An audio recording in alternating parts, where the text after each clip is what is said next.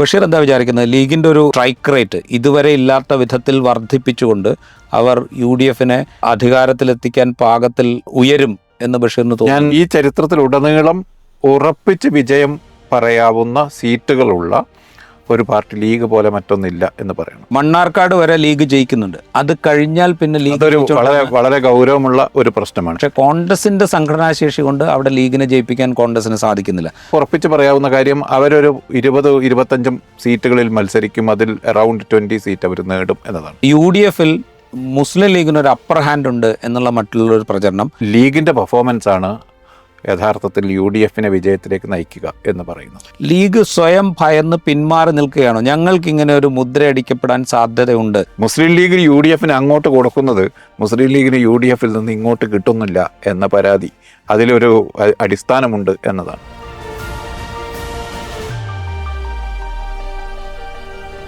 സ്വാഗതം ജോയിൻ്റെ സ്റ്റോറിയിലേക്ക്. കേരളം നിയമസഭാ തെരഞ്ഞെടുപ്പിലേക്ക് അടുക്കുമ്പോൾ പ്രധാനമായും ചർച്ച ചെയ്യപ്പെടുന്നത് മത്സരിക്കുന്ന മുന്നണികളിലെ മുഖ്യ പാർട്ടികളിൽ നടക്കുന്ന സീറ്റ് ചർച്ചകളെക്കുറിച്ച്, സ്ഥാനാർത്ഥി നിർണയ ചർച്ചകളെക്കുറിച്ച് ഒക്കെയാണ്. എന്നാൽ അതുപോലെ പ്രാധാന്യമുണ്ട് മുന്നണികളിലെ ഘടകകക്ഷികൾക്ക്, പ്രത്യേകിച്ച് ഇടതുപക്ഷ ജനാധിപത്യ മുന്നണിയിലെയും ഐക്യജനാധിപത്യ മുന്നണിയിലെയും ഘടകകക്ഷികൾക്ക്.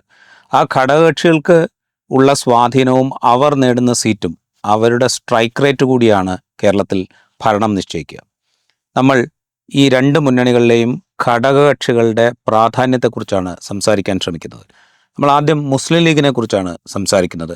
മുസ്ലിം ലീഗിൻ്റെ സ്ട്രൈക്ക് റേറ്റ്, മുസ്ലിം ലീഗ് മത്സരിക്കുന്ന സീറ്റുകൾ, അതിൽ നിന്ന് അവർ ജയിക്കുന്ന സീറ്റുകൾ, ഇത് ഏത് വിധത്തിലാണ് കേരളത്തിലെ ഭരണത്തെ നിശ്ചയിക്കുക അഥവാ UDFൻ്റെ വിജയത്തെ നിർണ്ണയിക്കുക എന്നുള്ളതിനെക്കുറിച്ചാണ് നമ്മൾ സംസാരിക്കുന്നത്.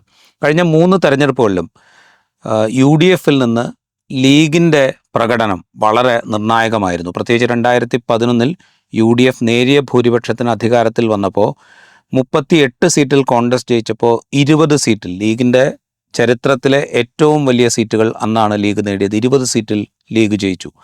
ലീഗ് നേടിയ 20 സീറ്റാണ് സത്യത്തിൽ അന്ന് UDFന് അധികാരം നേടിക്കൊടുത്തത് എന്ന് വേണമെങ്കിൽ പറയാം.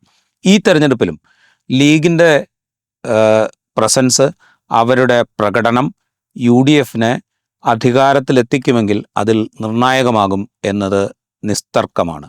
ലീഗിൻ്റെ പ്രകടനത്തെക്കുറിച്ചാണ് നമ്മൾ സംസാരിക്കുന്നത്. ബഷീർ, ഈ ലീഗിൻ്റെ പ്രകടനം നോക്കുമ്പോൾ കഴിഞ്ഞ 3 തെരഞ്ഞെടുപ്പുകളിൽ വളരെ സ്റ്റേബിളായിട്ടുള്ള, 3 തെരഞ്ഞെടുപ്പുകളിലല്ല, ലീഗിൻ്റെ ചരിത്രത്തിലുടനീളം ഏതാണ്ട് കൺസിസ്റ്റൻ്റ് ആയിട്ടുള്ളൊരു പ്രകടനം ലീഗ് നടത്തിയിട്ടുണ്ട്. നമുക്ക് ഈ തെരഞ്ഞെടുപ്പിൽ നിന്ന് തുടങ്ങാം. ഈ തെരഞ്ഞെടുപ്പിൽ 2026 നിയമസഭാ തെരഞ്ഞെടുപ്പിൽ UDF അധികാരത്തിൽ വരികയാണെങ്കിൽ അതിൽ ലീഗിൻ്റെ റോള് എത്രത്തോളം നിർണായകമായിരിക്കും? ആ നിർണായകമാണ് എന്ന് പറയുന്നതിന് നമ്മൾ അവലംബിക്കേണ്ട ഒരു മുൻകാല ചരിത്രം അതെങ്ങനെയാണ്? കേരള കോൺഗ്രസ് മറുപക്ഷത്തേക്ക് മാറിയതിനു ശേഷം UDFൻ്റെ ഭരണം പിടിക്കാനുള്ള അവരുടെ കെൽപ്പിൽ എന്തെങ്കിലും ശോഷണം സംഭവിച്ചിട്ടുണ്ടോ എന്ന സംശയത്തിന് അവർ ഉറ്റുനോക്കുന്നത് ലീഗിലേക്കാണ്. യഥാർത്ഥത്തിൽ കോൺഗ്രസിനേക്കാൾ വലിയ വോട്ട് ഷെയർ എന്ന് നമുക്ക് പറയാൻ കഴിയില്ലെങ്കിലും കോൺഗ്രസിനേക്കാൾ ഓർഗനൈസ്ഡായ, കോൺഗ്രസിനേക്കാൾ ഉറപ്പുള്ള ഒരു വോട്ട് ഷെയറാണ് ലീഗിൻ്റേത് എന്ന് പറയാം. ഉറപ്പായും വിജയിക്കുമെന്ന് മുൻകൂട്ടി കണക്കാക്കാവുന്ന ചില മണ്ഡലങ്ങൾ ലീഗിനെ സംബന്ധിച്ചുണ്ട്. അത് ഒരുപക്ഷെ കോൺഗ്രസ് പിന്തുണയിലല്ല, മീൻസ് UDFൻ്റെ കൂടെ അല്ലാതെ ഒറ്റക്ക് മത്സരിച്ചാൽ പോലും, ഒരു പാർട്ടി എന്ന നിലയിൽ ഒറ്റക്ക് മത്സരിച്ചാൽ പോലും ജയിക്കാവുന്ന മണ്ഡലങ്ങൾ സ്വന്തമായുള്ള പാർട്ടിയാണ് ലീഗ്. അതിന് ജനസംഖ്യാപരമായ കോൺസെൻട്രേഷൻ്റെ ഒക്കെ പ്രശ്നങ്ങളുണ്ട്. എങ്കിലും കേരളത്തിൻ്റെ രാഷ്ട്രീയ ചരിത്രത്തിലുടനീളം എടുത്താൽ ഇത്രയും വളരെ സ്ട്രോങ് ആയ ഒരു അതിന് വിന്നബിലിറ്റി നമുക്ക് പ്രെഡിക്റ്റ് ചെയ്യാവുന്ന, അല്ലെങ്കിൽ ഈ ചരിത്രത്തിലുടനീളം ഉറപ്പിച്ച് വിജയം പറയാവുന്ന സീറ്റുകളുള്ള ഒരു പാർട്ടി ലീഗ് പോലെ മറ്റൊന്നില്ല എന്ന് പറയണം. 3.5% മുതൽ 8% വരെയാണ് ലീഗിൻ്റെ വോട്ട് ഷെയർ. 57 മുതൽ ഇങ്ങോട്ട് പരിശോധിച്ചാൽ നമുക്ക് മനസ്സിലാവുക. അതിൽ ഇക്കഴിഞ്ഞ തവണയാണ് ഏറ്റവും ഉയർന്ന വോട്ട് ഷെയർ ഉള്ളത്. 2021 8% വോട്ട് ഷെയർ ലീഗിനുള്ളത്. ഏറ്റവും ഉയർന്ന സീറ്റ് പക്ഷേ രാജീവ് പറഞ്ഞ 2011 സീറ്റ്, ഇത്തവണ 15 സീറ്റ് പക്ഷെ മാത്രം. ജനറലി നോക്കുമ്പോൾ ഒരു 7 മുതൽ 8% വോട്ട് വളരെ കൺസിസ്റ്റന്റ് ആയിട്ട് കഴിഞ്ഞ എല്ലാ 40 വർഷമെങ്കിലുമായി അതാണ് ലീഗിന്റെ വോട്ട്. ലീഗിന്റെ അവസ്ഥ. അപ്പോൾ ലീഗിന്റെ തോളിലേറിയാണ് യഥാർത്ഥത്തിൽ UDF അധികാരത്തിൽ വരുന്നത്, അല്ലെങ്കിൽ വരാൻ കഴിയുക. ഇത് 2011 മുതലുള്ള ചിത്രമല്ല, പക്ഷേ 2011 ശേഷം, അതല്ലെങ്കിൽ ഈ ഇക്കഴിഞ്ഞ കുറച്ച് കാലങ്ങളായി കേരള കോൺഗ്രസ് എം കൂടി അപ്പുറത്തേക്ക് പോയതിനു ശേഷം ലീഗിൻ്റെ മേലുള്ള ഉത്തരവാദിത്തം, അല്ലെങ്കിൽ UDFന്റെ വിജയത്തിന് ലീഗിന് മേലുള്ള ഭാരം കുറെ കൂടി കൂടുതലാണ്. അതുകൊണ്ട് തന്നെയാണ് ലീഗിൻ്റെ പെർഫോമൻസ് ആണ് യഥാർത്ഥത്തിൽ UDFനെ വിജയത്തിലേക്ക് നയിക്കുക എന്ന് പറയുന്നത്. അത് പറയുമ്പോൾ ഈ കഴിഞ്ഞ തദ്ദേശ ഭരണ തെരഞ്ഞെടുപ്പിൽ ലീഗിന് ഏറ്റവും അധികം സീറ്റുകൾ കോൺട്രിബ്യൂട്ട് ചെയ്യുന്ന മലപ്പുറം ജില്ലയിൽ UDF ജില്ലാ പഞ്ചായത്തിലേക്ക് മുഴുവൻ സീറ്റുകളും വിജയിച്ചു. മറ്റ് ലോക്കൽ ബോഡികൾ എടുത്തു കഴിഞ്ഞാൽ വലിയ വിജയം ലീഗിന് നേടാനായിട്ടുണ്ട്. അപ്പോൾ ലീഗ് ഒരുപക്ഷെ അടുത്ത നിയമസഭാ തെരഞ്ഞെടുപ്പിൽ വലിയ പ്രകടനം മലപ്പുറം ജില്ല മുഴുവനായിട്ട് പിടിക്കുക UDFന് വേണ്ടി എന്നുള്ള മട്ടിലൊക്കെ അവർ ആലോചിക്കുന്നുണ്ടാവും. ആ ഒരു സാധ്യത എത്രത്തോളമാണ്? മലപ്പുറത്ത് മാത്രമല്ല, കോഴിക്കോട്, കണ്ണൂർ, കാസർഗോഡ്, തൃശ്ശൂർ, പാലക്കാട്, ഈ ജില്ലകളിലൊക്കെയും ലീഗിൻ്റെ വോട്ടുകൾ വളരെ പ്രധാനപ്പെട്ട, എല്ലാ മണ്ഡലങ്ങളിലും എന്നുള്ള അർത്ഥത്തിലല്ല, ചില മണ്ഡലങ്ങളിലെങ്കിലും പ്രധാനപ്പെട്ടതാണ്. അങ്ങനെ ഇരിക്കെ ലീഗിൻ്റെ ഒരു പെർഫോമൻസും ലീഗിൻ്റെ ഒരു ഇൻവോൾവ്മെൻറ്റും UDFന്റെ എലക്ഷൻ വിക്ടറിയിൽ വളരെ പ്രധാനപ്പെട്ട ഒരു ഘടകമായിട്ട് മാറും. അങ്ങനെ തന്നെ നമ്മൾ കണക്കാക്കണം. തീർച്ചയായിട്ടും. ഒരു മുസ്ലിം ലീഗിനെ മാറ്റിവെച്ചാൽ, മുസ്ലിം വോട്ട് ബാങ്ക് എന്നതെടുത്താൽ ഒരു 40 മുതൽ 45 വരെ മണ്ഡലങ്ങളിൽ മുസ്ലിം വോട്ട് അങ്ങേയറ്റം നിർണായകമാണ്. മുസ്ലിം വോട്ടാണ് തെരഞ്ഞെടുപ്പിൻ്റെ റിസൾട്ടിനെ സ്വാധീനിക്കുന്നത്. ഈ 40-45 മണ്ഡലങ്ങളിൽ, അതിൽ ഒട്ടുമിക്ക മണ്ഡലങ്ങളിലും മുസ്ലിം ലീഗിന് സ്വാധീനമുണ്ട്. പക്ഷേ മുസ്ലിം ലീഗിനെ സംബന്ധിച്ച് നമുക്ക് ഉറപ്പിച്ച് പറയാവുന്ന കാര്യം, അവരൊരു 20-25 സീറ്റുകളിൽ മത്സരിക്കും, അതിൽ അറൗണ്ട് 20 സീറ്റ് അവർ നേടും എന്നതാണ്.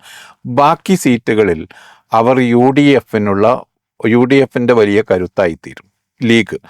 അതാണ് ആ UDFന്റെ വിജയത്തിലേക്ക് നയിക്കുന്ന ഘടകം. ലീഗ് ജയിക്കുന്ന ഈ മണ്ഡലങ്ങൾ, 20ഓളം മണ്ഡലങ്ങൾ ഒഴിച്ച് മറ്റുള്ള ഇടങ്ങളിൽ കോൺഗ്രസ് സ്ഥാനാർത്ഥികൾക്ക്, അല്ലെങ്കിൽ മുന്നണിയുടെ മറ്റ് സ്ഥാനാർത്ഥികൾക്ക് ലീഗിൽ നിന്ന് കിട്ടുന്ന പിന്തുണയാണ് യഥാർത്ഥത്തിൽ UDFനെ കരകയറ്റി വിടുന്നത്. ഇത്തവണയും അതങ്ങനെ തന്നെയായിരിക്കും. UDFന്റെ ഏറ്റവും കരുത്തുള്ള ആം എന്ന് പറയുന്നത് ലീഗായിരിക്കും എന്ന് നമുക്ക് തെരഞ്ഞെടുപ്പ് പ്രചാരണം തുടങ്ങുന്നതിന് മുമ്പ് തന്നെ അത് ഉറപ്പിച്ച് പറയാവുന്ന സാഹചര്യമാണ്. കാരണം അവിടെ മറ്റ് പടലപ്പിണക്കങ്ങളില്ല, മറ്റ് അസ്വാരസ്യങ്ങളില്ല. ഒരു തീരുമാനമായി കഴിഞ്ഞാൽ, സ്ഥാനാർത്ഥികളെ തീരുമാനിച്ചു കഴിഞ്ഞാൽ പിന്നെ കോൺഗ്രസിനകത്ത് കാണുന്ന പോലുള്ള പ്രശ്നങ്ങളുള്ള പാർട്ടിയല്ല ലീഗ്. ഇപ്പോൾ നമ്മൾ 2019 2024 ലോക്സഭാ തെരഞ്ഞെടുപ്പുകൾ എടുത്തു കഴിഞ്ഞാൽ, ഇപ്പോൾ വടകര ഒരു ക്ലാസിക് എക്സാമ്പിളായിട്ട് നമുക്ക് എടുക്കാം. വടകരയിലേക്ക് ഒരു സർപ്രൈസ് കാൻഡിഡേറ്റായിട്ട് 2019 കെ മുരളീധരൻ വരുന്നു, 2024 ഷാഫി പറമ്പിൽ വരുന്നു. ഈ രണ്ട് സ്ഥാനാർത്ഥികളുടെയും വിജയത്തിന് വേണ്ടി മുഴുവൻ യത്നിക്കുന്നത് ലീഗാണ് എന്ന് നമുക്ക് കാണാൻ കഴിയും. അവർക്ക് കിട്ടുന്ന ആദ്യത്തെ സ്വീകരണം മുതൽ അവരുടെ തെരഞ്ഞെടുപ്പ് പ്രചരണം അവസാനിക്കുന്നത് വരെ വലിയ പ്രവർത്തനം, അതായത് ലീഗിൻ്റെ ഒരു ഓർഗനൈസ്ഡ് ആയിട്ടുള്ളൊരു സിസ്റ്റം, പാർട്ടി സിസ്റ്റം വളരെ ഗംഭീരമായിട്ടുള്ളൊരു പ്രവർത്തനം നടത്തുന്ന കാഴ്ച നമുക്ക് കാണാൻ പറ്റും. ഇപ്പോൾ മലപ്പുറം വിട്ടു കഴിഞ്ഞാൽ കോഴിക്കോട് ജില്ലയിലെ മറ്റ് നിയമസഭാ മണ്ഡലങ്ങൾ എടുത്തു കഴിഞ്ഞാൽ, ഇപ്പോൾ കുറ്റ്യാടി, അല്ലെങ്കിൽ പേരാമ്പ്ര, അല്ലെങ്കിൽ കൊയിലാണ്ടി, അല്ലെങ്കിൽ നാദാപുരം, ഇത്തരം UDFന് പിടിച്ചെടുക്കാൻ കഴിയുന്ന മണ്ഡലങ്ങളിൽ മുഴുവൻ ലീഗിൻ്റെ ഒരു ഓർഗനൈസേഷണൽ സ്ട്രക്ചർ ഭയങ്കരമായിട്ട് ആക്ടിവേറ്റ് ചെയ്യുന്ന കാഴ്ച. അത് ലീഗിന് ശക്തിയുള്ള എല്ലാ ഇടങ്ങളിലും ഉള്ള ഒരു പൊതു കാഴ്ചയാണിത്. ഇപ്പം 95-ലാണല്ലോ തിരൂരങ്ങാടി ഉപതെരഞ്ഞെടുപ്പ് നടക്കുന്നത്. ആന്റണി വരുമ്പോഴേക്കും ലീഗ് അവിടെ സുസജ്ജമായി നിൽക്കുകയാണ് വിജയിപ്പിച്ച് പറഞ്ഞേക്കാൻ വേണ്ടി. ഇപ്പം ഏറ്റവും ഒടുവിൽ നമ്മൾ കാണുന്നത് ബേപ്പൂർ മണ്ഡലത്തിൽ അൻവർ അങ്ങോട്ട് പ്രവേശിക്കുമ്പോഴേക്കും ലീഗ് അവിടെ സുസജ്ജമാണ്. ഒരു മത്സരം വേണ്ടിവരും, നല്ലൊരു മത്സരം വേണ്ടിവരുമെന്ന് പറഞ്ഞാൽ ആ മത്സരം കണ്ടക്ട് ചെയ്യാൻ ലീഗിൻ്റെ അണികൾ റെഡിയായി നിൽക്കുന്ന കാഴ്ച. ഇത് മറ്റൊരു രാഷ്ട്രീയ പാർട്ടിക്കും ഒരു മുന്നണിയിലും അഷ്വർ ചെയ്യാൻ പറ്റാത്തൊരു സംഗതിയാണ്. ഒരു വലിയ മത്സരത്തിൻ്റെ മുന്നിലേക്ക് വന്നാൽ ലീഗ് അണികൾ പൊതുവായി അങ്ങ് ചാർജ്ഡ് ആവും. ഇതാണ് വടകരയിൽ കണ്ടത് 2 തവണ. മുരളീധരൻ മത്സരിച്ചപ്പോഴും ഷാഫി മത്സരിച്ചപ്പോഴും. ഞാനിത് ഇപ്പോൾ ബേപ്പൂരിൽ കാണുന്നുണ്ട്. ബേപ്പൂരിൽ ഏതാണ്ട് 3 മാസം മുമ്പ് മുതൽ ലീഗ് അണികൾ ചാർജ്ഡായി നിൽക്കുകയാണ്. ബേപ്പൂരിൽ റിയാസ് തോൽക്കുമെന്നല്ല ഞാൻ പറയുന്നത്, പക്ഷേ ഏതൊരു മത്സരത്തിനും സുസജ്ജമായി നിൽക്കുന്ന ഒരു പാർട്ടി അണികളുള്ള പാർട്ടിയാണ് യഥാർത്ഥത്തിൽ ലീഗ്. ഇത് ലീഗിന്റെ ഒരു ചരിത്രം നോക്കിക്കഴിഞ്ഞാൽ നമുക്കത് ഇതേ ഒരു സിസ്റ്റം, ഇതേ ഒരു രീതി നമുക്ക് കാണാൻ പറ്റും. ഇപ്പോൾ 1957 കേരള സംസ്ഥാനം രൂപീകൃതമാകുന്നതിന് മുമ്പ് 1952 മദ്രാസ് പ്രവിശ്യയുടെ ഭാഗമായിട്ട് ആദ്യമായിട്ട് ലീഗ് മത്സരിക്കുമ്പോൾ വലിയ കൺഫ്യൂഷൻസ് ഉണ്ടായിരുന്നു. അതായത് ലീഗിൻ്റെ ഐഡൻറ്റിറ്റിയെക്കുറിച്ച് വളരെ ക്വസ്റ്റ്യൻസ് ഉണ്ടായിരുന്നു. പക്ഷേ എങ്കിൽ പോലും ലീഗുമായിട്ട് അന്നും സഖ്യത്തിന് കോൺഗ്രസ് ശ്രമിക്കുന്നുണ്ട്. പക്ഷേ കേന്ദ്ര നേതൃത്വത്തിൻ്റെ അംഗീകാരമില്ലാത്തതുകൊണ്ട് അത് നടക്കാതെ പോകുന്നു. ലീഗ് PSPയുമായിട്ട് സഖ്യം ചേർന്നിട്ട് ലീഗ് ഒറ്റയ്ക്ക് മത്സരിക്കുന്നു. മദ്രാസ് പ്രവിശ്യയിൽ ലീഗ് ഒറ്റയ്ക്കാണ് മത്സരിക്കുന്നത്. ലീഗ് അന്ന് 15 സീറ്റിൽ മത്സരിക്കുന്നു, 12 സീറ്റിൽ അവർ ജയിക്കുന്നു. അപ്പോൾ അന്നു മുതലുണ്ട് ലീഗിൻ്റെ ഈ പറയുന്ന ഒരു ഓർഗനൈസേഷണൽ സ്ട്രക്ചറിനെ കുറിച്ചുള്ള അവരുടെ ഒരു ബോധ്യം. ലീഗിന് കിട്ടുന്ന വോട്ടിൻ്റെ ഒരു എന്താ പറയുക റെപ്രസെൻറ്റേഷൻ, അല്ലെങ്കിൽ അതിൻ്റെ ഒരു പെർസെൻറ്റേജ്, ഇതൊക്കെ അന്നു മുതലേ ഉണ്ട്. ആ ചരിത്രം പിന്നെ 1957 വരുമ്പോൾ കോൺഗ്രസ് സഖ്യത്തിന് ശ്രമിക്കുന്നുണ്ട്. പക്ഷേ വേണ്ട എന്ന് കേന്ദ്ര നേതൃത്വം വീണ്ടും തീരുമാനിക്കുന്നുണ്ട്. അങ്ങനെ ലീഗ് PSPയുമായി സഖ്യം ചേർന്ന് മത്സരിക്കുന്നുണ്ട്. അന്ന് ലീഗ് 8 സീറ്റിൽ ജയിക്കുന്നുണ്ട്. 1957 നിയമസഭാ തെരഞ്ഞെടുപ്പിൽ PSPക്ക് കിട്ടുന്ന 9 സീറ്റാണ്. 60 വരുമ്പോഴത്തേക്കും ഒരു ഫോർമൽ സഖ്യമായി കഴിഞ്ഞു. കോൺഗ്രസും PSPയും ലീഗും ചേർന്നിട്ടുള്ള ഒരു ഫോർമൽ സഖ്യം മത്സരിക്കുന്നു. അതിനുശേഷം പിന്നെ മുന്നണിക്കുള്ളിലെ തർക്കങ്ങളെ തുടർന്ന് അതിൽ നിന്ന് വിട്ടുമാറുന്നു. 1967 CPIMന്റെ നേതൃത്വത്തിൽ സപ്തകക്ഷി ആദ്യമായിട്ട് മന്ത്രിസഭയിൽ ലീഗ് വരുന്നത് ആദ്യമായിട്ട്. അന്ന് വലിയ വിജയം ലീഗ് നേടുന്നുണ്ട്. പക്ഷെ പിന്നീട് അങ്ങോട്ടുള്ള തെരഞ്ഞെടുപ്പുകളിലൊക്കെ ലീഗിൻ്റെ ഒരു പ്രോമിനൻസ് കേരള രാഷ്ട്രീയത്തിൽ ഈ 1967 അതങ്ങ് യഥാർത്ഥത്തിൽ ലീഗ് സ്വാതന്ത്ര്യത്തിന് ശേഷം വിഭജനാനന്തര ഇന്ത്യയിൽ അവശേഷിച്ച ലീഗാണല്ലോ ഇന്ത്യൻ യൂണിയൻ മുസ്ലിം ലീഗായി മാറിയത്. അതിനൊരു ലെജിറ്റിമസി വരാൻ എടുത്ത ഒരു 20 വർഷം, 1967 വരെ എന്ന് വേണമെങ്കിൽ പറയാം. അതിനുശേഷം ഇങ്ങോട്ട് 67 ആദ്യ മന്ത്രിസഭ പ്രവേശനം കിട്ടുന്നത്. 1970 തുടക്കത്തിലോ മറ്റോ പശ്ചിമ ബംഗാളിൽ ഒരു മന്ത്രിസഭയിൽ ലീഗിന് പ്രാതിനിധ്യം AK ഹസനുസ്സമാൻ എന്ന മറ്റോ പേരുള്ള ഒരു മന്ത്രി ഒരു തവണ കുറഞ്ഞ കാലത്തേക്ക് മന്ത്രിയായതൊഴിച്ചാൽ ഇന്ത്യയിലെ മറ്റൊരു സംസ്ഥാനത്തും ലീഗിന് പിന്നീട് മന്ത്രിസ്ഥാനം കിട്ടിയിട്ടില്ല, കേരളത്തിലൊഴികെ. ഉത്തർപ്രദേശ്, അസം, ബംഗാൾ, മഹാരാഷ്ട്ര, കർണാടക, തമിഴ്നാട്, ഇത്രയും സംസ്ഥാനങ്ങളിൽ ലീഗിന് ചെറിയ തോതിലുള്ള നിയമസഭാ പ്രാതിനിധ്യം ഉണ്ടായിട്ടുണ്ട്. മറ്റൊരിടത്തും മന്ത്രിസഭയിലേക്ക് പ്രവേശനം കിട്ടിയിട്ടില്ല. അതേസമയം 1967 മുതൽ ഇങ്ങോട്ട് മാറി മിക്കവാറും ആൾട്ടർനേറ്റ് ടേംസിൽ ലീഗ് മന്ത്രിസഭയുടെ ഭാഗമായിരുന്നു. അത് വളരെ കൺസിസ്റ്റൻ്റ് ആയ ഒരു സംഗതിയാണ്. ലോക്സഭയിലേക്ക് ഒരു തവണയോ മറ്റോ 3 സ്ഥാനാർത്ഥികളെ നിർത്തി, ബാക്കി എല്ലാ തവണയും ലീഗ് 2 സ്ഥാനാർത്ഥികളെ നിർത്തും. 2004 ബാക്കി എല്ലാ തെരഞ്ഞെടുപ്പിനും 2 സ്ഥാനാർത്ഥികൾ വിജയിക്കും. 2004 മാത്രം ഒരാൾ KPA മജീദ് പരാജയപ്പെട്ടു പോയി. നിയമസഭയിലേക്കും അങ്ങനെ തന്നെ ഒരു 20 സീറ്റിനടുത്ത് ലീഗ് മത്സരിക്കും, അല്ലെങ്കിൽ 20, 23, 25 ഇതാണ് ലീഗ് മത്സരിക്കുന്ന സീറ്റുകളുടെ എണ്ണം. അതിൽ 16 മുതൽ 20 വരെ സീറ്റുകൾ ഒരു 70കൾക്ക് ശേഷം ലീഗ് നേടും. 2006 മാത്രമാണ് ലീഗിന്റെ സ്ട്രൈക്ക് റേറ്റ് കണക്ക് നമുക്കൊന്ന് പരിശോധിച്ച് കഴിഞ്ഞാൽ ഇപ്പോൾ 1980, അതായത് ഒരു മുന്നണി സംവിധാനം, കേരളത്തിൽ ഇപ്പോൾ നിലനിൽക്കുന്ന മുന്നണി സംവിധാനം LDF UDF എന്നുള്ള നിലയിലുള്ള മുന്നണി സംവിധാനം നിലവിൽ വന്നതിന് ശേഷമുള്ള ആദ്യത്തെ തെരഞ്ഞെടുപ്പ് നടക്കുന്ന 1984 14 സീറ്റിൽ ലീഗ് വിജയിച്ചിട്ടുണ്ട്. 1982 വരുമ്പോൾ വീണ്ടും 14 സീറ്റിൽ ജയിക്കുന്നു. 1980 21 മത്സരിച്ച് 14 ജയിക്കുന്നു. 7.1% വോട്ട് ഷെയർ. അതാണ് 82 18 സീറ്റിൽ മത്സരിക്കുന്നു, 14 സീറ്റിൽ ജയിക്കുന്നു, 6.17. 87 23 മത്സരിക്കുന്നു, 15 ജയിക്കുന്നു, 7.73% വോട്ട് ഷെയർ. 87 വേറൊരു കാര്യം കൊണ്ട് ശ്രദ്ധിക്കണം. 87 UDF അധികാരത്തിന് പുറത്തേക്ക് പോയ തെരഞ്ഞെടുപ്പായിരുന്നു. എന്നിട്ട് പോലും ആ തെരഞ്ഞെടുപ്പിൽ 15 സീറ്റിൽ ലീഗ് ജയിക്കുന്നുണ്ട്, വേറെ യാതൊരു ടെൻഷനും ഇല്ലാതെ. അതായത് 15 സീറ്റ് എന്നുള്ളത് ലീഗിന് ആ ഘട്ടത്തിലൊക്കെ ഏതാണ്ട് ഉറപ്പിക്കാവുന്ന സീറ്റുകളാണ്. 91 22 സീറ്റിൽ മത്സരിക്കുന്നു, 19 ജയിക്കുന്നു. വലിയ സ്ട്രൈക്ക് റേറ്റ് ആണ്. 21 സീറ്റിൽ മത്സരിച്ച് 19 സീറ്റിൽ ജയിക്കാന്ന് പറഞ്ഞാൽ 91 കഴിഞ്ഞ് അടുത്ത തെരഞ്ഞെടുപ്പ് 96 23, പക്ഷെ 13 സീറ്റിലേ വിജയിക്കുന്നുള്ളൂ. പക്ഷെ അപ്പോഴും വോട്ട് ശതമാനം 7.17 എന്ന് തന്നെ നിൽക്കുകയാണ്. 2001 21 16 സീറ്റിൽ വിജയിക്കുന്നു, വോട്ട് ഷെയർ സെയിം തന്നെ. ഈ 2006 ഏറ്റവും കുറഞ്ഞ സീറ്റ് കിട്ടിയത്. 21 സീറ്റിൽ മത്സരിച്ചു, പക്ഷേ 7 സീറ്റിൽ മാത്രമേ വിജയിച്ചുള്ളൂ. അന്നാണ് കുഞ്ഞാലിക്കുട്ടി കുറ്റിപ്പുറത്തും ET മുഹമ്മദ് ബഷീർ തിരൂരും ഡോക്ടർ MK മുനീർ മംഗളയിലും പരാജയപ്പെട്ടത്. പക്ഷേ 21 മത്സരിച്ച് 7 സീറ്റ് നേടിയ ഏറ്റവും കുറഞ്ഞ സ്ട്രൈക്ക് റേറ്റുള്ള ആ തെരഞ്ഞെടുപ്പിലും വോട്ട് ഷെയർ 7.30 തന്നെയാണ്. അതായത് ഒരു വ്യത്യാസവുമില്ല. തൊട്ട് മുമ്പത്തെ തെരഞ്ഞെടുപ്പിലെ ഏതാണ്ട് തൊട്ടടുത്ത് വോട്ട് ഷെയർ മുസ്ലിം ലീഗിന് ഉണ്ടാകുന്നു. ഇങ്ങനെ സീറ്റ് കുറഞ്ഞാൽ പോലും ഒരു കൺസിസ്റ്റൻസി കീപ്പ് ചെയ്യുന്ന ഒരു പാർട്ടിയാണത്. 2011 എത്തുമ്പോൾ ആ പ്രശ്നവും പരിഹരിക്കപ്പെടുന്നു. 23 സീറ്റിൽ മത്സരിക്കുന്നു.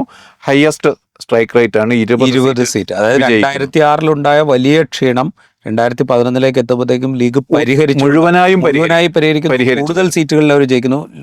ചരിത്രത്തിൽ ലീഗിന്റെ ചരിത്രത്തിലെ ഏറ്റവും കൂടുതൽ സീറ്റ് നിയമസഭയിലേക്ക് അവർ കിട്ടുന്നത് 2011. 2016 എത്തുമ്പോൾ 23 മത്സരിക്കുന്നു, 18 കിട്ടുന്നു, 7.4% വോട്ട് ഷെയർ. 2021 നേരത്തെ രാജീവ് പറഞ്ഞ 25 സീറ്റിൽ മത്സരിച്ച് 15 സീറ്റ് ജയിക്കുന്നു. സ്ട്രൈക്ക് റേറ്റ് 2016 2021 വേറൊരു തമാശയും കൂടി ഉണ്ട്. അതായത് കോൺഗ്രസിന് 22 സീറ്റ് മാത്രമേ ഉള്ളൂ, പക്ഷേ ലീഗിന് 2016 18 സീറ്റ് ഉണ്ട്. 2021 കോൺഗ്രസിന് വീണ്ടും 21+1 22 സീറ്റ്. 22 സീറ്റ് ആകുമ്പോഴും ലീഗിന് 15 സീറ്റ് ഉണ്ട്. അതായത് ലീഗിന്റെ ഒരു കൺസിസ്റ്റൻസി, ഒരു സ്ട്രൈക്ക് റേറ്റ് എന്ന് പറയുന്നത് 21 കുറെ കൂടി സ്ട്രോങ് ആണെന്ന്. കാരണം 25 സീറ്റിൽ മത്സരിക്കുന്നു, 15 നേടിയുള്ളൂ. പക്ഷേ ചരിത്രത്തിലെ ഏറ്റവും ഉയർന്ന വോട്ട് 8.27%. ഇതാണ് ലീഗിന്റെ ഒരു ഇലക്ട്രൽ പെർഫോമൻസ് എന്ന് പറയുന്നത്.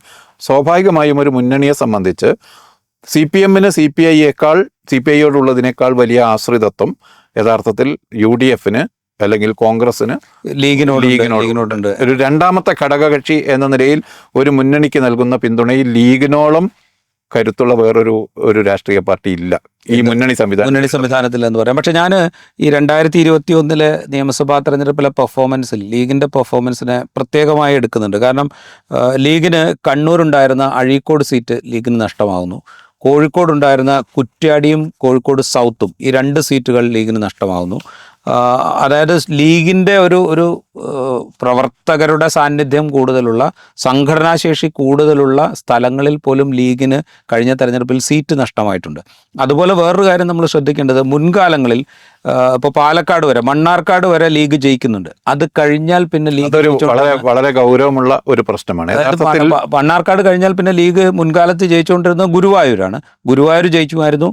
ഒരു തവണ 1967 ഈ CPMന്റെ സഖ്യകക്ഷിയായിട്ട് മത്സരിക്കുമ്പോൾ കഴക്കൂട്ടത്ത് ലീഗ് ജയിച്ചിട്ടുണ്ട്.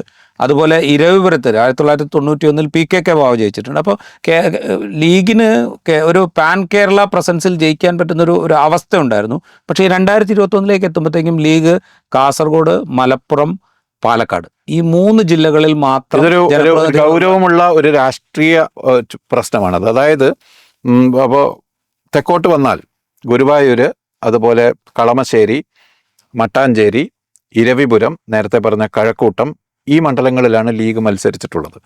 ഇതിൽ കഴക്കൂട്ടത്ത് ജയിച്ചു ഒരു തവണ, ഇരവിപുരത്ത് ഒരു തവണ PKK ബാവ ജയിച്ചു. ഒരു തവണ TA അഹമ്മദ് കബീർ മത്സരിച്ചപ്പോൾ 21 വോട്ടിനോ മറ്റോ അദ്ദേഹം പരാജയപ്പെട്ടു. പക്ഷേ ബാക്കി എല്ലാ തവണയും ലീഗ്, അല്ലെങ്കിൽ പലതവണ ലീഗ് അവിടെ മത്സരിച്ചിരുന്നു, വിജയിച്ചില്ല. മട്ടാഞ്ചേരിയിൽ ലീഗിന്റെ സക്കറിയ സേട്ടിന്റെ സീറ്റ് ഉണ്ടായിരുന്നു. അതുപോലെ TA അഹമ്മദ് കബീർ മത്സരിക്കുമായിരുന്നു. പക്ഷേ ഇപ്പോൾ മട്ടാഞ്ചേരി ലീഗിന്റെ ഒരു സീറ്റായി അറിയപ്പെടുന്നില്ല. കളമശ്ശേരിയും അങ്ങനെ തന്നെ ലീഗ് നേരത്തെ മത്സരിച്ചിരുന്നു. പക്ഷേ ഇപ്പോൾ അത് ലീഗിന് വിന്നബിലിറ്റി ഉള്ള ഒരു സീറ്റായി കണക്കാക്കപ്പെടുന്നില്ല. ഈ തരത്തിൽ മലബാറിന് തെക്കോട്ടുള്ള സീറ്റുകളിൽ ലീഗ് സ്ഥാനാർത്ഥികളുടെ വിജയസാധ്യത നമ്മുടെ രാഷ്ട്രീയത്തിൽ എന്തോ പരിണാമം കൊണ്ട് കുറഞ്ഞു വരികയാണോ എന്നൊരു സംശയം. ഇത് വളരെ ഗൗരവപ്പെട്ട, ലീഗുമായി ബന്ധപ്പെട്ട വിഷയമല്ല. അത് യഥാർത്ഥത്തിൽ രാഷ്ട്രീയത്തിൽ നടക്കുന്ന സാമുദായികമായ അല്ലെങ്കിൽ ഏതെങ്കിലും തരത്തിലുള്ള ധ്രുവീകരണത്തിൻ്റെ പശ്ചാത്തലത്തിൽ തെക്കോട്ടുള്ള മുസ്ലിം ലീഗ് സ്ഥാനാർത്ഥികളുടെ വിജയസാധ്യത കുറഞ്ഞു വരികയാണ് എന്നും അതൊരു മലബാർ സെൻട്രിക്കായ പാർട്ടിയായി കൂടുതൽ ചുരുങ്ങുകയാണ് എന്നതും കാണേണ്ടതുണ്ട്. വോട്ട് ഷെയർ കൂട്ടുന്നു, സീറ്റ് കുറയുന്നില്ല എന്നൊക്കെ പറയുമ്പോഴും മലബാറിന് പുറത്തേക്ക് തെക്കോട്ട് ലീഗിന്റെ സ്ഥാനാർത്ഥികൾക്ക് ധൈര്യത്തോടെ കടന്നു വരാൻ പറ്റാത്തൊരു രാഷ്ട്രീയ അന്തരീക്ഷം രൂപപ്പെട്ടു വരികയാണോ എന്ന് കൂടി സംശയം. മലബാർ സെൻട്രിക് എന്ന് പറഞ്ഞു കഴിഞ്ഞാൽ കുറെ കൂടെ സ്പെസിഫിക് ആയി പറഞ്ഞാൽ പാലക്കാട്, മണ്ണാർക്കാട് മുതൽ അങ്ങോട്ട് കാസർഗോഡ് വരെയുള്ള മേഖലകളിൽ മത്സരിച്ചാൽ ജയിക്കാൻ പാകത്തിലുള്ള ഒരു പാർട്ടി മാത്രമായിട്ട് ലീഗ് ചുരുങ്ങുകയാണോ എന്നുള്ളൊരു തോന്നൽ അവിടെ അതിൽ നേരത്തെ ഉണ്ടായിരുന്ന ഒരു കേരള പ്രസൻസ് പോലും ലീഗിന് ഇപ്പോഴില്ല. അതൊരു ലീഗിന്റെ മാത്രം പ്രശ്നമല്ല. ലീഗിന്റെ ഏതെങ്കിലും സംഘടനാപരമായ ലീഗ് അണികൾ കുറഞ്ഞതോ ലീഗിന് തെക്ക് നേതാക്കളില്ലാതായതോ ഒന്നുമല്ല, മറിച്ച് നമ്മളുടെ വോട്ടിംഗ് പാറ്റേണിൽ അതിന്റെ ഒരു കാഴ്ചപ്പാടിൽ എന്തോ ഒരു പ്രശ്നമുള്ളത് പോലെയാണ്. പാറ്റേണിലെ പ്രശ്നമുണ്ട്. അതുപോലെ നേരത്തെ പറഞ്ഞ ഈ സാമുദായിക ഘടകങ്ങളുണ്ട്, ഇതൊക്കെ ഉണ്ട്. പക്ഷേ എങ്കിൽ പോലും UDF എന്നുള്ള നിലയ്ക്ക് ഒരു മുന്നണി സംവിധാനം എന്നുള്ള നിലയ്ക്ക് അതിലുള്ള ഒരു പ്രശ്നം കൂടി ഇതിനകത്തില്ലേ? കാരണം ഇപ്പം നമ്മൾ പാലക്കാട് മുതൽ കാസർഗോഡ് വരെ എന്ന് പറയുമ്പോൾ ലീഗ് മാത്രമല്ല അവിടെ ജയിക്കുന്നത്. കോൺഗ്രസിന്റെ പല സ്ഥാനാർത്ഥികളും അവിടെ മത്സരിച്ച് ജയിക്കുന്നതിൽ ലീഗിന്റെ ബലം അവിടെ ഒരു പ്രധാനപ്പെട്ട ഘടകമാണ്. അത് തന്നെ മലബാർ മേഖലയിൽ ഇപ്പുറത്ത് റെസിപ്രോക്കേറ്റ് ചെയ്യുക എന്ന് പറയുന്നൊരു പണി കോൺഗ്രസിന്റെ കൂടെ ഉത്തരവാദിത്തമാണല്ലോ. അത് തന്നെയാണ് പ്രശ്നം. അതായത് ലീഗിന് സ്വാധീനമുള്ള മേഖലകളിൽ UDFന്റെ ഇതര ഘടകകക്ഷി സ്ഥാനാർത്ഥികളെ വിജയിപ്പിച്ചെടുക്കാൻ ലീഗിന് കഴിയുന്ന പോലെ ലീഗിന് അത്രമേൽ സ്വാധീനമില്ലാത്ത തെക്കൻ മേഖലകളിൽ വല്ലപ്പോഴും ലീഗിന് കിട്ടുന്ന സീറ്റുകളിൽ ലീഗ് സ്ഥാനാർത്ഥികൾ മറ്റുള്ളവരുടെ പിന്തുണയാൽ വിജയിക്കുമെന്ന് ഉറപ്പില്ലാതായിരിക്കും. അങ്ങനെ ഒരു സാഹചര്യം ലീഗിന് വന്നുപെട്ടിട്ടുണ്ട്. ഇപ്പോൾ ഉദാഹരണം പറഞ്ഞത്, ഇപ്പോൾ 2021 നിയമസഭാ തെരഞ്ഞെടുപ്പിൽ അബ്ദുറഹ്മാൻ രണ്ടത്താണി നേരത്തെ താനൂരിൽ നിന്ന് മത്സരിച്ച് വിജയിച്ച് പിന്നീട് താനൂർ മത്സരിച്ച് പരാജയപ്പെട്ട അബ്ദുറഹ്മാൻ രണ്ടത്താണി പുനലൂർ വന്ന് മത്സരിക്കുന്നുണ്ട്. പുനലൂർ CPI സ്ഥാനാർത്ഥിയായ PS സുബാലിനോടാണ് അദ്ദേഹം മത്സരിക്കുന്നത്. പുനലൂർ CPIക്ക് അത്യാവശ്യം സംഘടനാശേഷിയുള്ള മണ്ഡലമാണ് എന്നുള്ളത് അംഗീകരിക്കുമ്പോൾ തന്നെ അവിടെ CPMന്റെ അത്രയും സജീവമായൊരു പ്രവർത്തനമില്ലാതെ CPIക്ക് ജയിക്കാൻ കഴിയില്ല. പക്ഷേ അബ്ദുറഹ്മാൻ രണ്ടത്താണി അവിടെ വന്ന് മത്സരിച്ച് പരാജയപ്പെടുകയാണ് ചെയ്യുന്നത്. ലീഗിന് വോട്ടുണ്ട്, പക്ഷേ ലീഗിന് അത് വിജയത്തിലേക്ക് കൺവേർട്ട് ചെയ്യാൻ പാകത്തിലുള്ളൊരു സംവിധാനമോ സംഘടനാശേഷിയോ പുനലൂരില്ല. പക്ഷേ കോൺഗ്രസിൻ്റെ സംഘടനാശേഷി കൊണ്ട് അവിടെ ലീഗിനെ ജയിപ്പിക്കാൻ കോൺഗ്രസിന് സാധിക്കുന്നില്ല. അതുപോലെ ലീഗിന് ഏതെങ്കിലും വിധത്തിൽ സ്വാധീനമുള്ള മണ്ഡലങ്ങൾ അനുവദിച്ചു കൊടുത്തുകൊണ്ട് അവിടെ സീറ്റ് കൊടുക്കാനോ വിജയിപ്പിക്കാനോ കോൺഗ്രസിന്, ഇപ്പോൾ കോട്ടയം ജില്ല ഒരു ഉദാഹരണം പറഞ്ഞു കഴിഞ്ഞാൽ, കോട്ടയം ജില്ലയുടെ ചില ഭാഗങ്ങളിൽ ലീഗിന് അത്യാവശ്യം വേരോട്ടമുണ്ട്. പക്ഷേ കോട്ടയത്ത് ഒരു സീറ്റ് കൊടുക്കാൻ പോലും കോൺഗ്രസ് തയ്യാറാവില്ല. കാരണം അതിന് മറ്റ് സാമുദായിക ഘടകങ്ങൾ ഒരുപക്ഷെ കോൺഗ്രസിനെ പിന്നാക്കം വലിക്കുന്നുണ്ടാവും. അപ്പോൾ ഈ ഒരു പ്രശ്നം ലീഗിനെ തന്നെ വല്ലാതെ ദുർബലപ്പെടുത്തുന്നുണ്ടെന്നാണ് എനിക്ക്. ഇരവിപുരത്ത് KM ഷാജി വന്ന് മത്സരിച്ച് പരാജയപ്പെട്ട് തിരിച്ചു പോവുകയാണ് ചെയ്തത്. അങ്ങനെ പല ഘട്ടങ്ങളിലായിട്ട് വടക്കു നിന്നുള്ള നേതാക്കൾ ഇവിടെ വന്ന് തോറ്റു തിരിച്ചു പോകുന്നു. അതോടൊപ്പം തന്നെ ഇടക്കാലത്ത് പലതവണ ഇരവിപുരത്ത് മത്സരിച്ച മറ്റൊരു നേതാവുണ്ടല്ലോ ലീഗിന്റെ, യൂനുസ് കുഞ്ഞ്, അദ്ദേഹം മലപ്പുറത്ത് പോയി മത്സരിച്ച് ജയിച്ച് തിരിച്ചു വരേണ്ടി വന്നു. അവിടെ സ്വന്തം നാട്ടിൽ ഒരിക്കലും അദ്ദേഹം വിജയിച്ചില്ല. ഇങ്ങനെ വടക്ക് മുസ്ലിം ലീഗ് UDFന് നൽകുന്ന പിന്തുണയുടെ ഒരു കോമ്പൻസേറ്ററി സപ്പോർട്ട് ഇപ്പുറത്ത് UDFന്റെ ഘടകകക്ഷികളിൽ നിന്ന് ലീഗിന് കിട്ടുന്നില്ല എന്ന് വേണമെങ്കിൽ ലീഗിന് പറയാം. അങ്ങനെ പരിഭവിക്കാം. പക്ഷെ അതങ്ങനെ പരിഭവിക്കുമ്പോൾ പോലും അതൊരു പ്രശ്നം തന്നെയാണ്. ഒരു മുന്നണി എന്നുള്ള നിലയ്ക്ക് അതൊരു പ്രശ്നം തന്നെയാണ്. അതുപോലെ നേരത്തെ ബഷീർ സൂചിപ്പിച്ച ഈ സാമുദായിക ഘടകങ്ങൾ, അതായത് അത്തരത്തിലുള്ള ഒരു പ്രചരണത്തിൻ്റെ സ്വഭാവം കൂടി ഇതിനെ സ്വാധീനിക്കുന്നുണ്ട് എന്നെനിക്ക് തോന്നുന്നുണ്ട്. അതായത് UDFൽ മുസ്ലിം ലീഗിനൊരു അപ്പർ ഹാൻഡ് ഉണ്ട് എന്നുള്ള മറ്റുള്ളൊരു പ്രചരണം, UDF അധികാരത്തിൽ വരികയാണെങ്കിൽ മുസ്ലിം സമുദായത്തിൽപ്പെട്ട ആളുകളായിരിക്കും ഭരണം നിയന്ത്രിക്കുക എന്നുള്ളൊരു പ്രചരണം, ഇതൊരു പക്ഷേ ലീഗിന് അധികം സ്വാധീനമില്ലാത്ത അല്ലെങ്കിൽ മുസ്ലിം സമുദായത്തിന് തന്നെ സ്വാധീനമില്ലാത്ത തെക്കൻ കേരളത്തിൽ വലിയ തോതിൽ സ്വാധീനിക്കുന്നുണ്ടാവും. അതിൻ്റെ കൂടെ ഫലമായിരിക്കുമല്ലോ ഒരു പക്ഷേ ലീഗ് സ്ഥാനാർത്ഥികൾ ഇപ്പുറത്ത് വന്ന് മത്സരിച്ച് കഴിഞ്ഞാൽ അത് പരാജയപ്പെടുക എന്ന് പറയുന്ന ഒരു സംഗതി സംഭവം. യഥാർത്ഥത്തിൽ കേരളത്തിന്റെ തെരഞ്ഞെടുപ്പ് ഡാറ്റ പരിശോധിച്ചാൽ അതിന് യാതൊരു തെളിവുമില്ല. ഈ തരത്തിൽ ഓവർ റെപ്രസെൻറ്റേഷൻ ഉണ്ട്, അതല്ലെങ്കിൽ അധിക പരിഗണന കിട്ടുന്നുണ്ട് എന്നതിന് ഒരു തെളിവുമില്ല. 32 MLA-മാരാണ് ഏതെങ്കിലും ഉയർന്ന ഘട്ടത്തിൽ പോലും മുസ്ലിം MLA-മാരായി ലീഗിന്റെ MLA-മാർ ഉൾപ്പെടെ മുസ്ലിം MLA-മാരായി കേരള നിയമസഭയിൽ ഉണ്ടായിരുന്നത്. അതായത് 25% താഴെ റെപ്രസെൻറ്റേഷനാണ്. ജനസംഖ്യാനുപാതികമായ റെപ്രസെൻറ്റേഷനും വളരെ താഴെയാണ്. അല്ലെങ്കിൽ എല്ലാ കാലത്തും ജനസംഖ്യാ പ്രാതിനിധ്യത്തെക്കാൾ താഴെയാണ് മുസ്ലിം MLA-മാരുടെ പ്രാതിനിധ്യം നിയമസഭയിൽ ഉണ്ടായിട്ടുള്ളത്. മന്ത്രിസഭയിലേക്ക് എടുത്താലും അതങ്ങനെ തന്നെയാണ്. ഈ 5ാം മന്ത്രി എന്ന വിവാദം ഉണ്ടായ കാലത്ത് പോലും ജനസംഖ്യാനുപാതികം എന്നൊന്നും പറയാൻ കഴിയില്ല, MLA-മാരുടെ എണ്ണത്തിന് അനുപാതികം എന്ന് പോലും പറയാൻ കഴിയില്ല. അപ്പോൾ ഈ ഡാറ്റ ഇതൊരു തരത്തിലും പിന്തുണയ്ക്കുന്നില്ല. പക്ഷേ ഇങ്ങനെ ഒരു പ്രചാരണം, അതല്ലെങ്കിൽ ഇങ്ങനെ ഒരു ആക്ഷേപം, ഇപ്പോൾ ലീഗിന് കൂടുതൽ പ്രാധാന്യം കിട്ടുന്നു, UDF വന്നാൽ ലീഗിന് കൂടുതൽ ലീഗിൻ്റെ കയ്യിലായിരിക്കും കാര്യങ്ങൾ, അതല്ലെങ്കിൽ വകുപ്പുകളുടെ പ്രാധാന്യം ലീഗിന് കൂടുതൽ കിട്ടും, ആ തരത്തിലുള്ള പ്രചാരണം എല്ലാ കാലത്തും ഉള്ളതാണ്. ലീഗ് അധികാരത്തിലേക്ക് വരുന്നു എന്ന് തോന്നുന്ന ഘട്ടങ്ങളിലെല്ലാം അത് കൂടി വരാറുണ്ട്. സാധാരണഗതിയിൽ സംഭവിക്കുന്നതാണത്. റൈറ്റ്.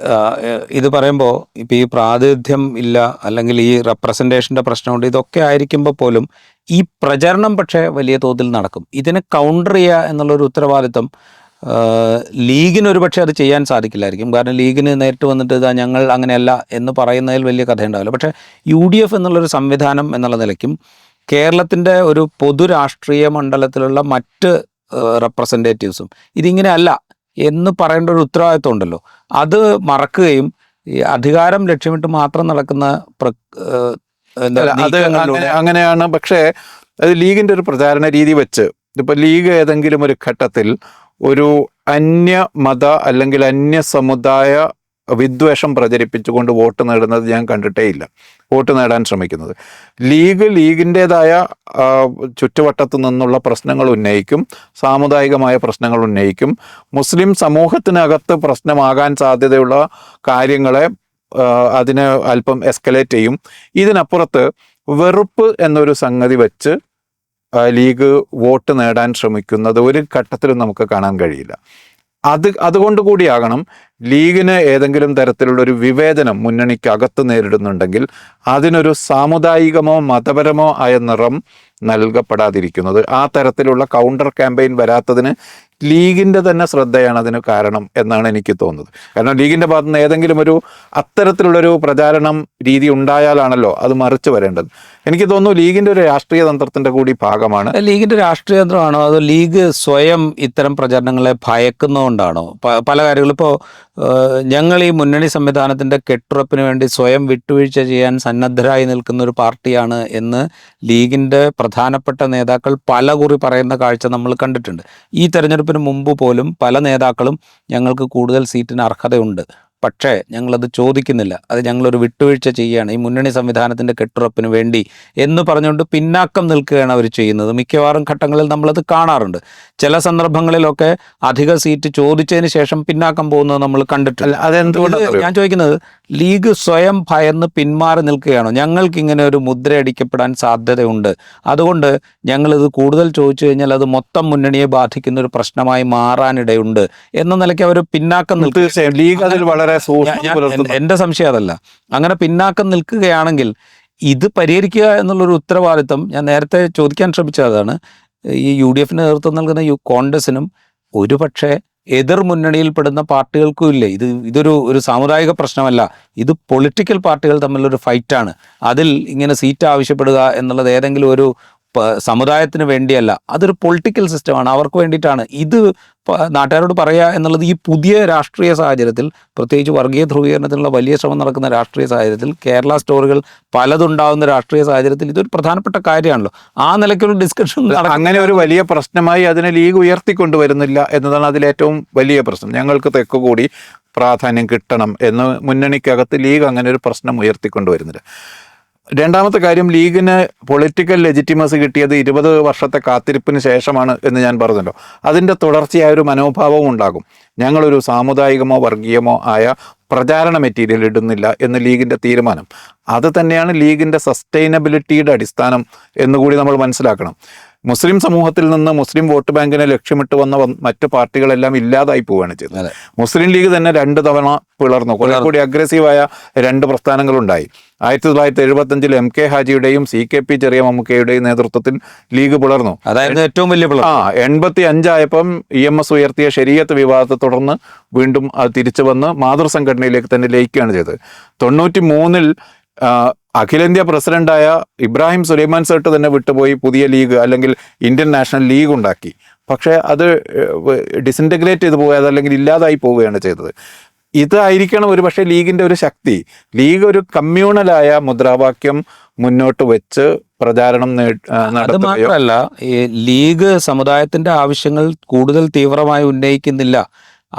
ഇന്ത്യയിലെ രാഷ്ട്രീയ സാഹചര്യങ്ങൾക്കനുസരിച്ച് കുറച്ചുകൂടെ തീവ്രമായ നിലപാടുകൾ എടുക്കുന്നില്ല എന്ന ഒരു കാൽക്കുലേഷൻ്റെ അടിസ്ഥാനത്തിൽ നിലവിൽ വന്ന പ്രസ്ഥാനങ്ങളൊക്കെയും ഒന്നുമില്ലെങ്കിൽ ഡിസിൻറ്റഗ്രേറ്റ് പോകുന്നു, അല്ലെങ്കിൽ അപ്രസക്തരായി നിലനിൽക്കുന്നു. ഇപ്പോൾ PDP ആണെങ്കിലും SDPI ആണെങ്കിലും വെൽഫെയർ പാർട്ടി ആണെങ്കിലും ഒക്കെ ഒന്നുകിൽ ഡിസിൻറ്റഗ്രേറ്റ് ചെയ്ത് പോയി, അല്ലെങ്കിൽ വളരെ അപ്രസക്തരായി അവർ നിലനിൽക്കുന്നു.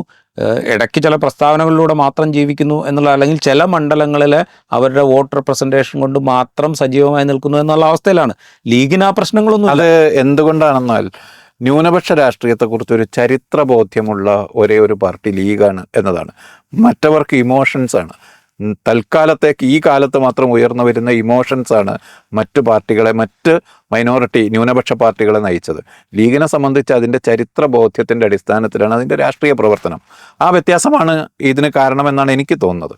റൈറ്റ്. ഞാൻ അവസാനമായിട്ടൊരു കാര്യം കൂടെ, അതായത് എനിക്ക് തോന്നുന്നത് ഈ വരുന്ന നിയമസഭാ തെരഞ്ഞെടുപ്പിൽ ഒരു പക്ഷേ ഭരണം നിർണ്ണയിക്കുന്നതിൽ ഈ മലബാർ മേഖലയിലെ മണ്ഡലങ്ങൾ, പ്രത്യേകിച്ച് പാലക്കാട് മുതൽ കാസർഗോഡ് വരെയുള്ള ജില്ലകളിലെ നിയമസഭാ മണ്ഡലങ്ങളിലെ വിധി ഒരു പ്രധാനപ്പെട്ട ഘടകമായിരിക്കും എന്നാണ് ഞാൻ വിചാരിക്കുന്നത്.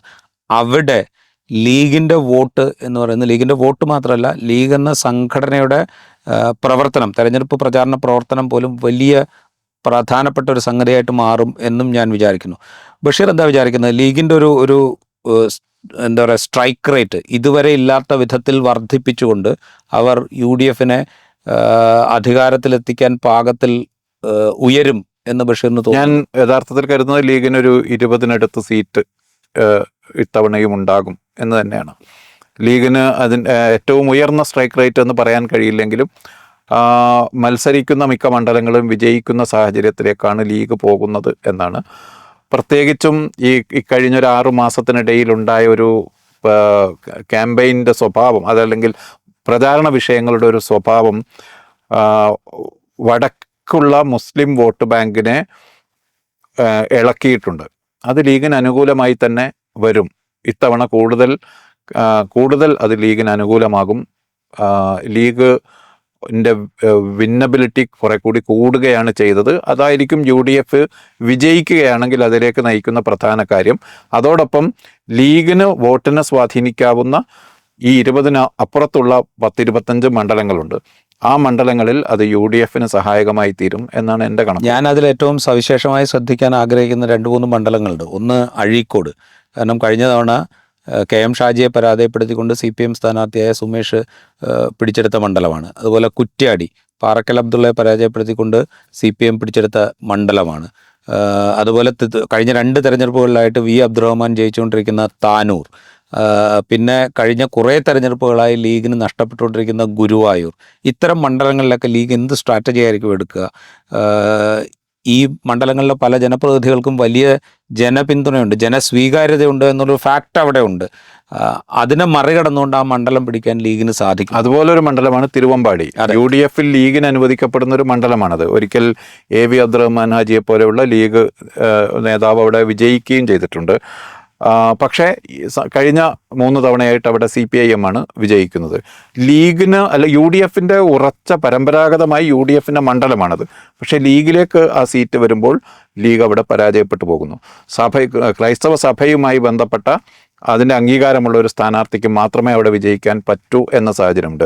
ഞാൻ മനസ്സിലാക്കുന്നത് ലീഗ് അവിടെ പല രീതിയിലുള്ള കാര്യങ്ങൾ, ഒന്ന് ലീഗ് കോൺഗ്രസിന് ആ സീറ്റ് വെച്ച് മാറുന്നതിനെ കുറിച്ച് ആലോചിക്കുന്നുണ്ട്.